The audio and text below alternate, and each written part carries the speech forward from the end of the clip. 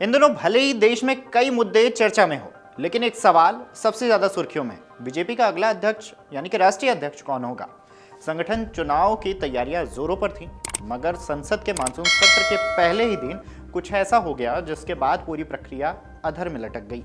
Bharatiya Janata party के राष्ट्रीय अध्यक्ष के चुनाव को लेकर पार्टी के अंदर सुगबुगाहट तेज थी, लेकिन उपराष्ट्रपति जगदीप धनखड़ के अप्रत्याशित इस्तीफे ने इस पूरी प्रक्रिया को ठंडे बस्ते में डाल दिया है। 21 जुलाई को संसद के मानसून सत्र के पहले दिन धनखड़ ने अपने पद से इस्तीफा दिया, जिससे राजनीतिक गलियारों में हलचल बढ़ गई और बीजेपी की संगठनात्मक चुनाव प्रक्रिया फिलहाल ठहर गई है।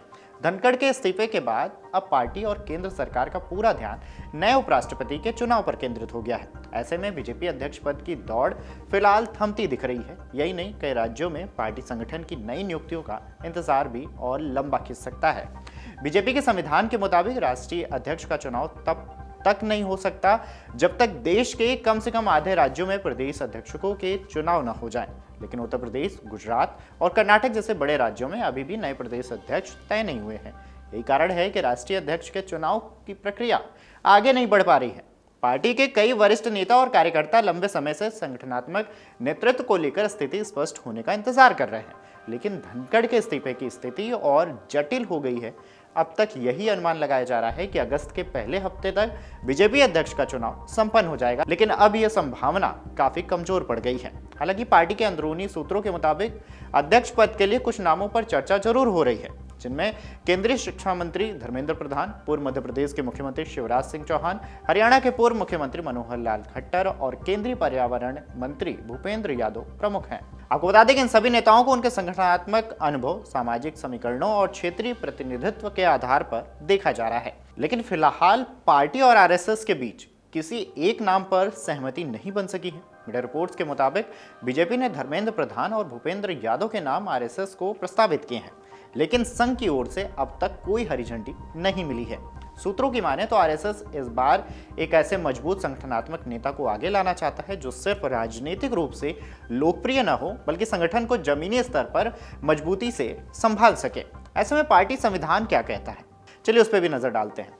बीजेपी के संविधान की धारा 19 के तहत राष्ट्रीय अध्यक्ष का चुनाव पार्टी की राष्ट्रीय परिषद और प्रदेश परिषदों के इलेक्टोरल कॉलेज द्वारा किया जाता है।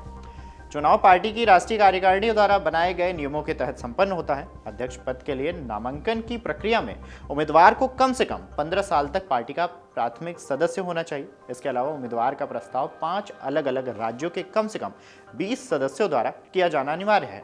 सभी प्रस्तावों पर उम्मीदवार का दस्तखत जरूरी होता है। नामांकन प्रक्रिया पूरी होने के बाद वोटिंग करवाई जाती है और इसके बाद बैलेट बॉक्स को दिल्ली लाया जाता है, जहां मतगणना होती है।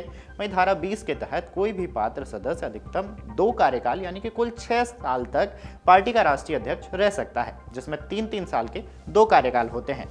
और दूसरी तरफ अब जबकि पार्टी की नजर बिहार चुनाव पर भी है, तो संगठनात्मक चुनाव की प्रक्रिया और भी टलती दिख रही है। जानकारों का मानना है कि अब जबकि संगठनात्मक चुनाव की प्रक्रिया पहले ही धीमी हो गई है, आने वाले दिनों में यह और लंबी खिंच सकती है। दरअसल पार्टी अब बिहार में आगामी विधानसभा चुनाव की तैयारियों में जुटी है।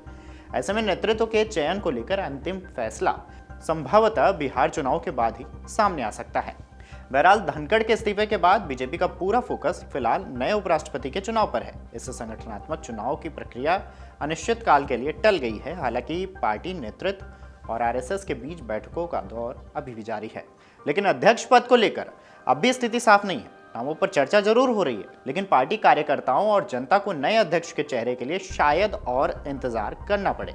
बीजेपी के सामने फिलहाल कई अहम चुनौतियां हैं। एक तरफ संगठनात्मक मजबूती, दूसरी तरफ आगामी विधानसभा चुनाव की रणनीति। ऐसे में देखना दिलचस्प होगा कि पार्टी अगले राष्ट्रीय अध्यक्ष के रूप में किसे आगे लाती है और यह फैसला कब तक सामने आता है। आप इस पर क्या सोचते हैं? बीजेपी का अगला अध्यक्ष कौन हो सकता है? कमेंट करके जरूर बताएं।